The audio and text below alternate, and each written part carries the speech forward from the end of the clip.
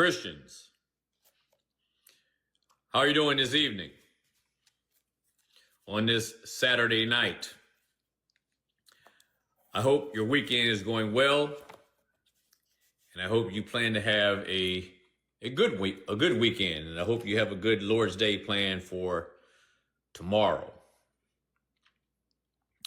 We have been in the book of Job doing an expository review, an exposition on the book of Job.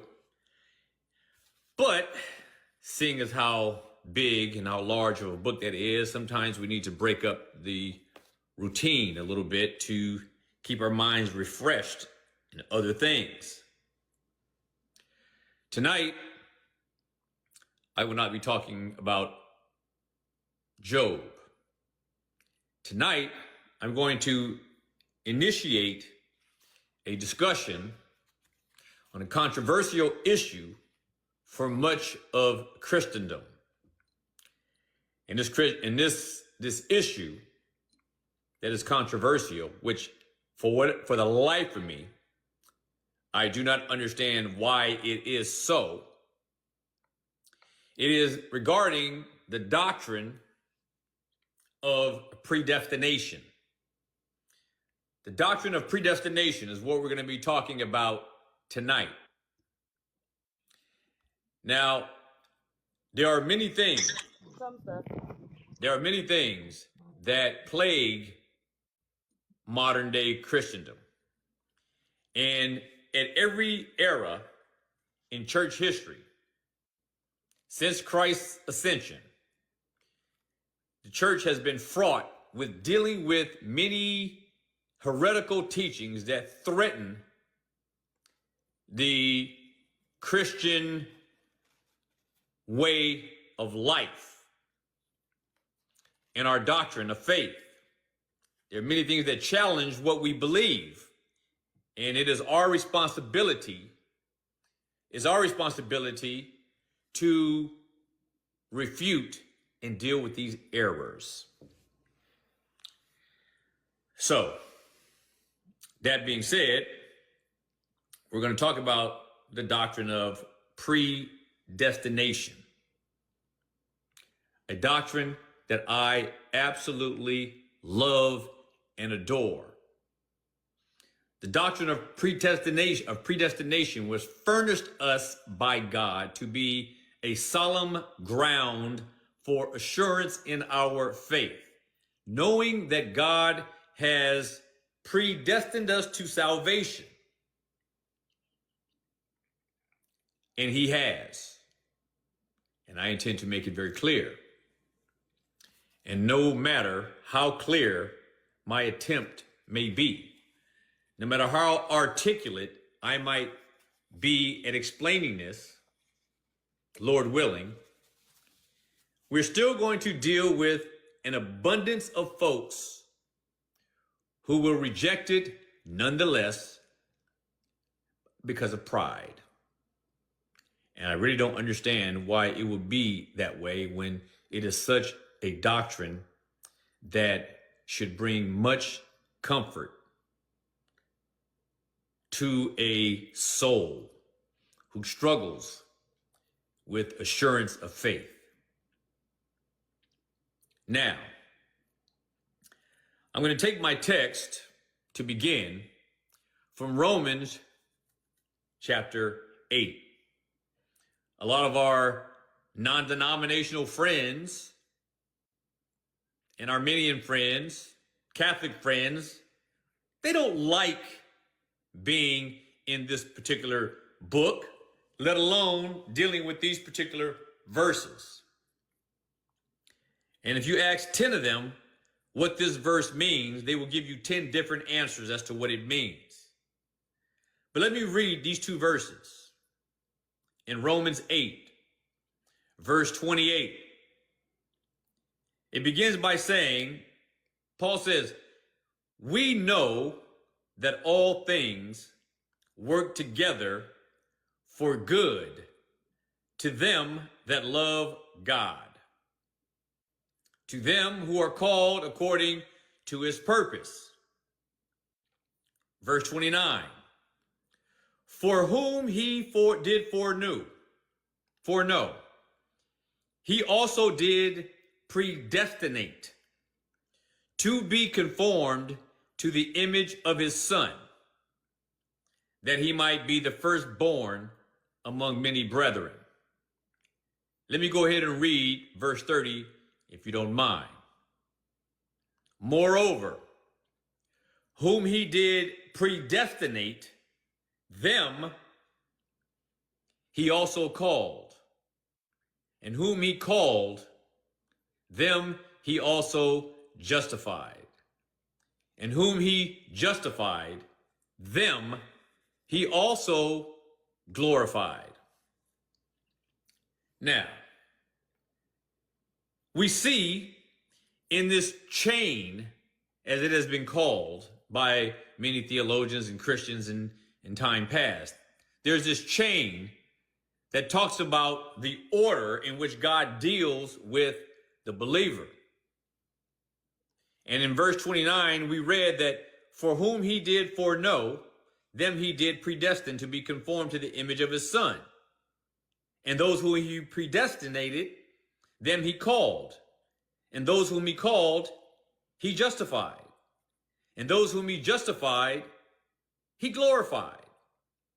So this has been called a golden chain, a link. And each of these are links in this chain. But before we can understand predestination,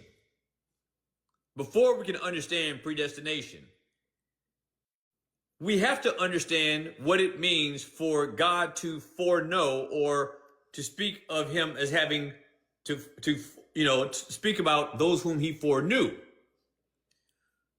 God's foreknowledge needs to be understood before we can deal with predestination, because it is clear that predestination follows the foreknowledge of God. It follows the foreknowledge of God. So this is what needs to be made plain and understood. First, to begin with, we need to understand what it is, what the scripture means by foreknowledge. And this sets the stage for what we're talking about. Now, foreknowledge in Greek, and I hate to use these terms, but I'm going to use it because a lot of people feel that they are theologians. So for those who need to get that itch scratched, let's deal with what it means when we talk about the foreknowledge of God, and we need to know what it means, and we need to know what it does not mean. The foreknowledge of God is taken from the Greek word, which means prognosis. Prognosis. And we see this term, prognosis, often used in medicine. And a prognosis means to make a forecast based on knowledge of something. A forecast. Foreknowledge of God does not mean foresight. It doesn't mean foresight. There's a difference between foresight and foreknowledge. Two different things. In all of the scriptures, in the New Testament, you will never find any reference to God being spoken of as exercising foresight. God has foreknowledge. Foresight and foreknowledge have been conflated with average Christians today, with most Christians today. They conflate foreknowledge with foresight. These are two different things. Two different things. Foreknowledge needs to be understood before anyone can embark upon trying to understand what predestination means. But predestination starts with foreknowledge, and these two go together. They are inextricably linked. Foreknowledge is the cause of predestination. It is the cause of predestination. But predestination is not the effect, or salvation in predestination is not the effect of foreknowledge. And here's what I want to say. Here's what I want to say. God did not look in time. He did not look into the future to see what people were going to do and then make a determination as to bringing them into the fold because of what he saw them do. That is the big lie, the heretical lie, and it is a heretical lie that so many people embrace. So many people embrace this. They say that God looked through history, looked through the future, and then seeing what men were going to do, particularly when it comes to saving them, that God, his predestination is based on what he sees they're going to do. This, Christians, is a lie. Wait, yo, hello? Hold on. All right. This is a lie. So now, the first thing we need to understand is what is foreknowledge. What is foreknowledge? It is not foresight. These are two different things. They're not the same. Foreknowledge, foresight, two different things. And I'm going to get into this. But it's important to understand that God's eternal, sovereign, gracious knowledge of persons whom he chose to love and save, it starts with God's foreknowledge of them. Foreknowledge is a relational and a decorative, not passive observation. And that's what we need to understand. Foreknowledge of God speaks of something different that is not foresight. It is foreknowledge. And we're going to talk about what that means. So go ahead, brother. What were you going to say? Is Jesus God? Yes, he is. Is the Father God? Well, let me ask you something. We're talking today. We're talking about foreknowledge and predestination. Well, I have a question. Is your comment about that? Not necessarily. All right. Well, let's stick to the subject. Okay. Let's stick to the subject. I'll deal with that on another topic, but today we're dealing with foreknowledge and predestination. So wait, can you define predestination? What does that mean? That's what we're talking. That's what we're talking about. That's what we're talking about. So what I'm going to ask you right now is, do you have input into what's been said so far? No. All right. So we're going to move on, and feel free to stay. I welcome you to stay, but over here we try to keep things orderly. I do have a question. I think you're making the distinction without a difference, because if I know something is going to happen, it's impossible for me not to have seen that beforehand. Would you say? No. Here's what I would say. I would ask you the question, how does someone know, how does God know something is going to happen? Is it because he looked in, let me ask you a question, Peaceful. Mm-hmm. How does God know that something is going to happen? And here's the two choices.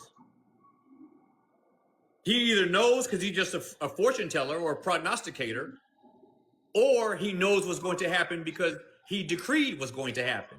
In your mind, which one is it? Well, you don't have to decree in order to know.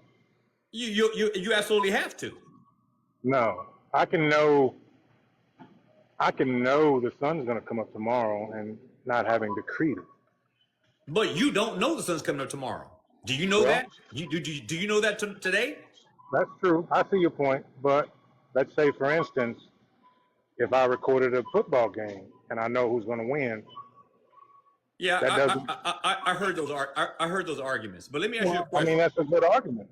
Let That's a me good ask you. argument. I understand, brother. I understand. Just chill out. We're gonna get through it. Don't worry about it. All right. So let me ask you a question. There's some noise in the background that's really distracting. Can you turn it off or whatever it is in the background? All right. So here's the thing is, here's what I'm asking right now. I want to ask everybody here right now, what do you think foreknowledge is? We're not going to get into all of these little quips that people manufacture to try to overturn an argument. What we're going to do is we're going to deal with the actual meaning of this text. So, peaceful. In your mind, what does foreknowledge mean? Because it is not foresight. Foresight and foreknowledge are two different things. So, in your mind, what is foreknowledge? Foreknowledge is knowing what's going to happen ahead of time. Right. Now, here's my question. How does God know what's going to happen ahead of time? Because he's God. No, but how does he know? How can God be 100% certain that something is going to happen? And how can we be guaranteed based on his promises that something is going to happen? How? Like I said, you don't have to demand what's going to happen in order for you to know. No, here's the thing. If God doesn't decree what is going to happen, then he cannot be certain as to what is going to happen. Would you agree?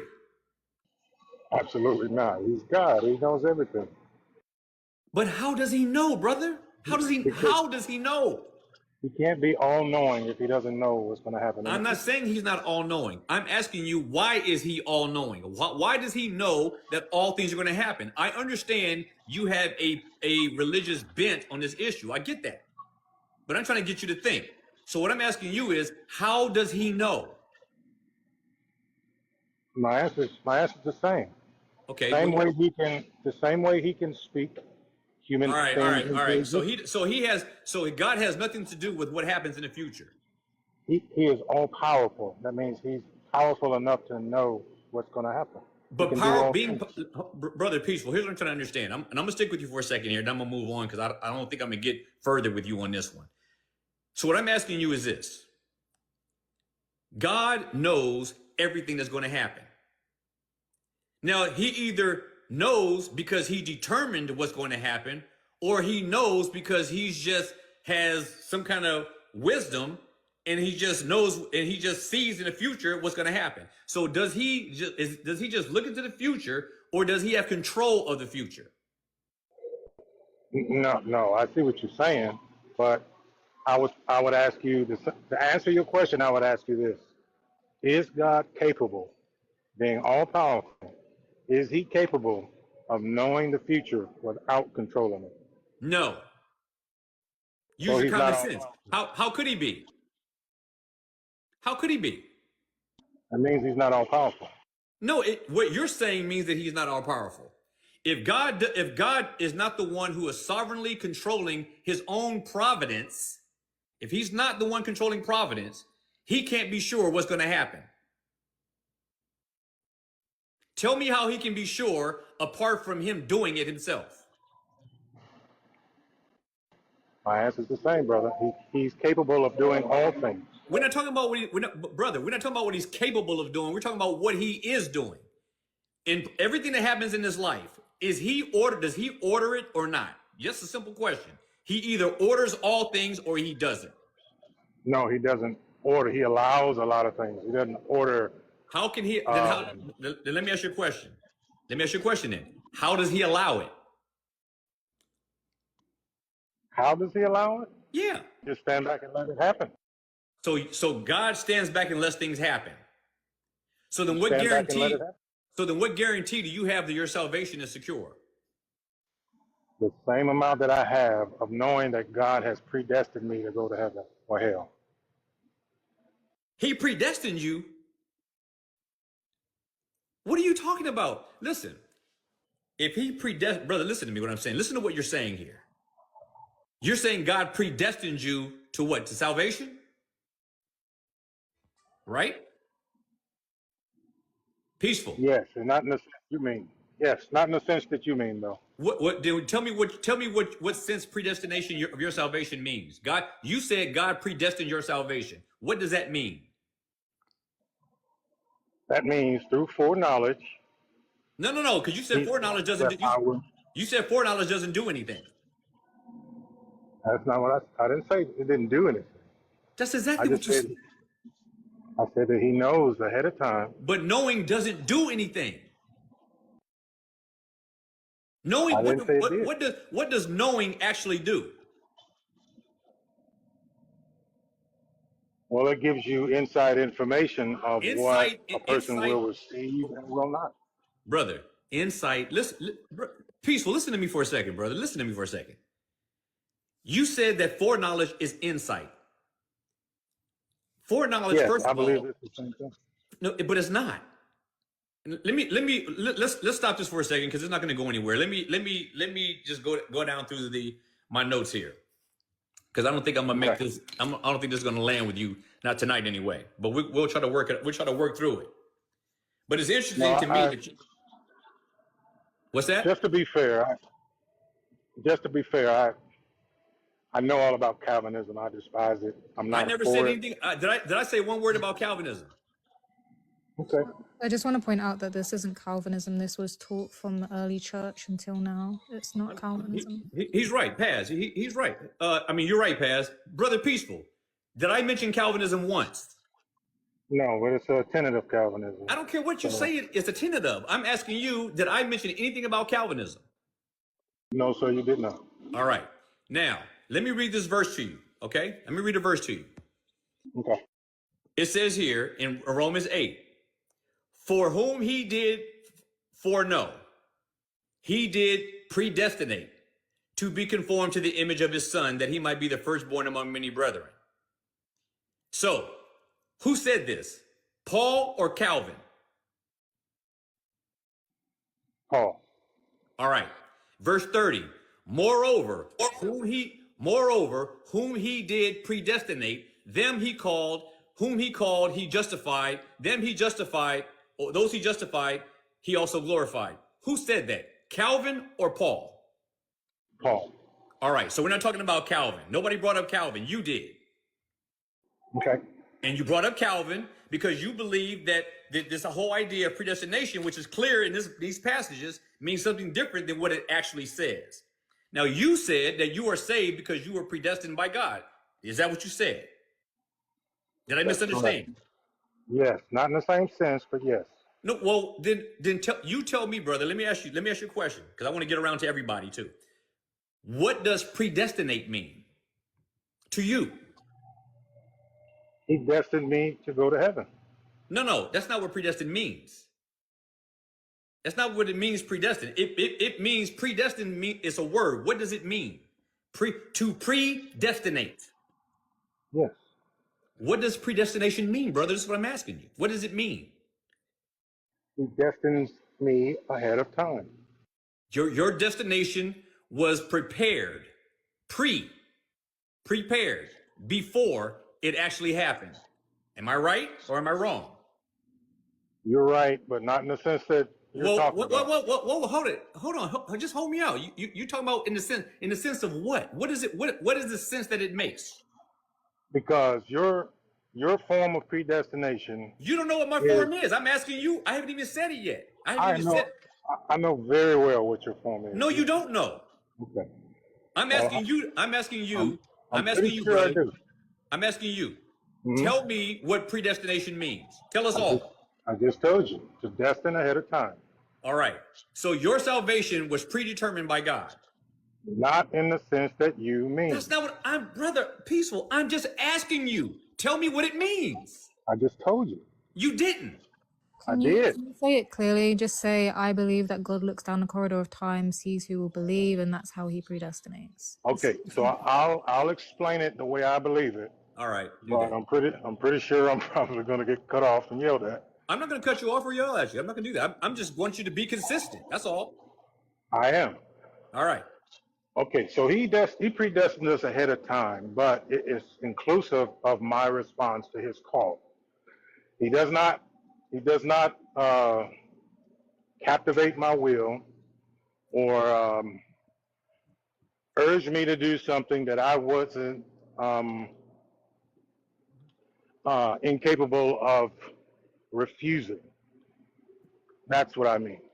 So his call is in conjunction with my free will to yield to his calling. That's the best way Okay. I can say it right now. All right. So you have a free will. Absolutely. Where is that in the Bible? It's all over the Bible. Where? Choose this day of who you will serve.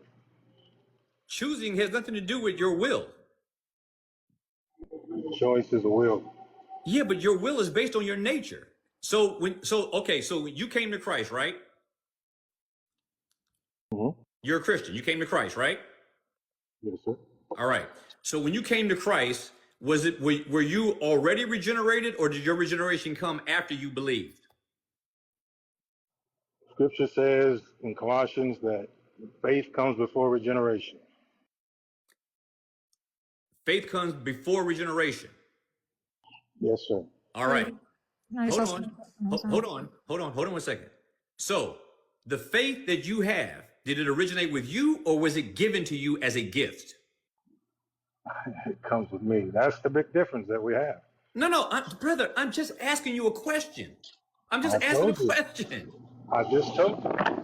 On the faith, was the faith your faith first, or was it given to you? No. God does not force faith upon me. I choose to believe, and because of my belief, he regenerates me. All right. All right. We'll leave it there. We'll leave it there, brother. I appreciate the dialogue and the opening of this. Go ahead, Paz. I was just going to say that grace ceased to be grace then, because it wasn't off of unmerited favor, it was merited favor because you chose your faith. Therefore, God gave you something in return, which was salvation. So now you wasn't saved by grace through faith. You were saved of your own works. Exactly. That's exactly what he's No. saying. Hold That's on. Peaceful. Hold on. I'll let you talk a lot, brother. You won't get to the point, but that's okay. We'll come back around to you. Brother Pat, go ahead. So I just want to point out the Pelagian heresies that you might not be aware that you have going on. First of all, is a Trinitarian heresy where the Father is the source of all things. Okay, that's a real problem. God being the source of all knowledge, right? So if there's knowledge outside of God and God's looking down a corridor, that's a second heresy. This is Christianity. Either one of these things, there can be no Christianity. And also, what's required for your claim that's also heresy is that you have a situation where time doesn't emanate from the Father. And that's another heresy, because if time itself emanates from the Father, obviously it's not a situation where he's looking down the corridor of time and seeing things, because it emanates from him. If you deny any of these things, these are all heresies against Pelagian heresies, and they're real problems. Who was it? Jeffrey? Brother Jeffrey, go ahead. Yeah, Jonathan, as we've read tonight in Romans chapter 8, verses 29 and 30.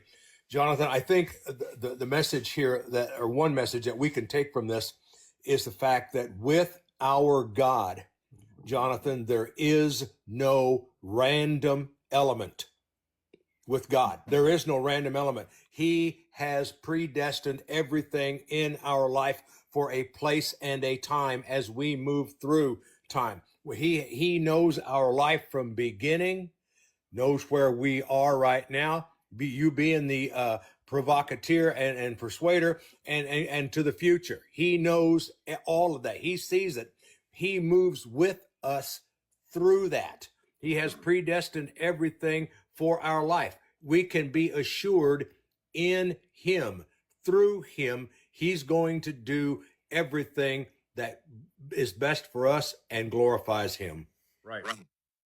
So when it comes to foreknowledge, and I'm just telling you guys, everybody, just be ready for these kind of conversations, because you're going to get a lot of clowns that are going to write in the comments, all kind of things. And very few people are willing to be able to discuss these things. And I give Brother Peaceful some credit for hanging out with us and talking about it. But we're going to continue to go through it. So In order to deal with this idea, the doctrine of predestination, as I said previously, we need to understand what foreknowledge is, because foreknowledge is a big part of it, a massive part of it. Now, foreknowledge, and I'm going to make the case that God's foreknowledge speaks to his love. Foreknowledge, his love.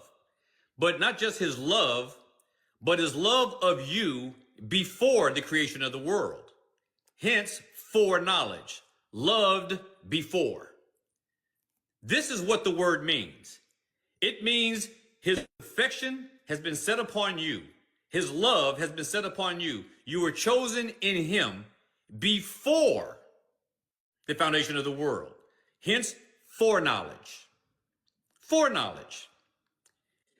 When you look at Amos, when you look at the book of Amos in chapter 3, it says this. God says this about the nation of Israel. He says, you only have I known of all the families of the earth. You only have I known. Known means only them did he set his affection on. Only them he chose to be uniquely his and distinctly for them, as opposed to everyone else, the other nations.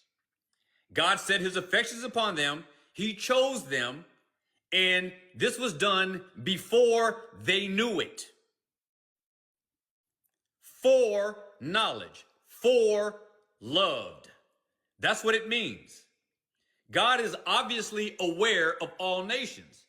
In Amos 3 verse 2, only you have I known of all the families of the earth. He's not telling them that only them he knew because he didn't know everyone else. He's saying because he knows all nations, but he's telling them, I know you in a peculiar way, in a different and distinct way that is different than all the other families of the earth. To know means to love. I'll give you another example. In Matthew chapter 7, verse 23, very important, scary verse. The Lord Jesus Christ tells wicked folks on the day of judgment, he says, I never knew you. Depart from me, you that work iniquity. Depart from me, you workers of iniquity. Why? Because he says, I never knew you. I never knew you. Brother Peaceful, let me ask you a question. When the Lord Jesus Christ says, I never knew you, what do you think knew means?